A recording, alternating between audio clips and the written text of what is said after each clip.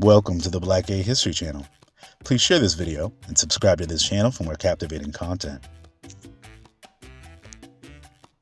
In this episode of Black Gay Spaces, I wanted to highlight a story I've recently found out about, likely the first gay bar in the country of the Ivory Coast.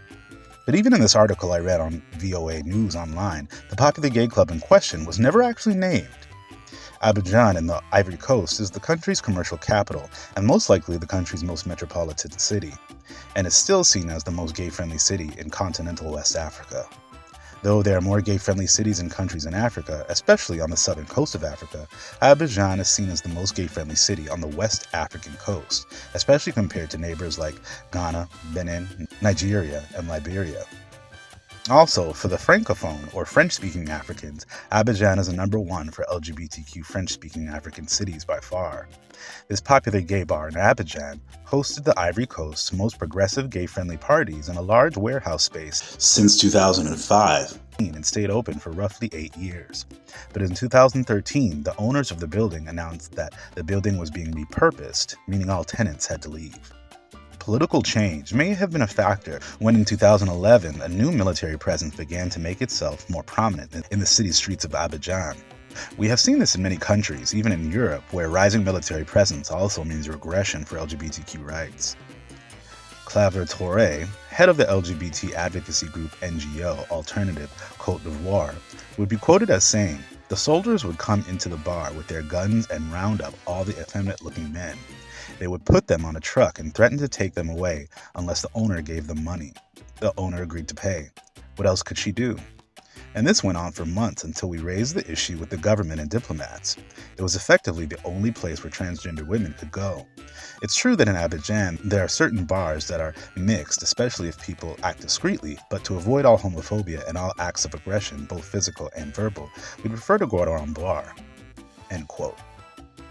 This article did also mention that there are other gay-friendly bars in the city, some that cater to lesbian women, but this space was the most visible and blatant gay bar made for gays and trans women in the entire country. Considering the headlines that I have read from many of the news articles pertaining to LGBTQ rights in the Ivory Coast, it doesn't look like much has changed since 2013.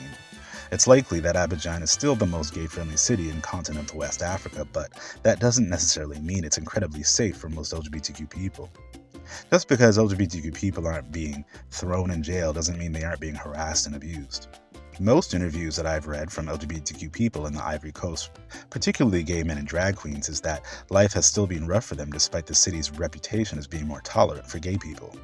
Skimming through a few more articles about gay clubs in Abidjan, I did find that there have been other gay bars that have cropped up in the country since, though they have been more discreet, including spots like the Sass Bar, a nightclub that served gay men in 2017. I hope that in the future, Ivorian gay clubs can operate more freely and openly, and that if Abidjan wants gay dollars, then they should allow gay people to operate their own establishments free from harassment, especially considering that, according to Ivorian law, gay men are legally allowed to be in consenting adult relationships. Regardless of the gay clubs shutting and reopening in Abidjan, the city has seen wins for the LGBTQ community, including the popular annual Miss Whoopi drag pageant that has been hosted in the city since 2009, as well as several Ivorian drag queens competing in the popular drag reality TV series Drag Race France, including the second season's winner, Abidjan native Kiona Revlon. The more Ivorian LGBTQ people continue to organize and use their talents to get ahead, the more positive change their community will see in the years to come.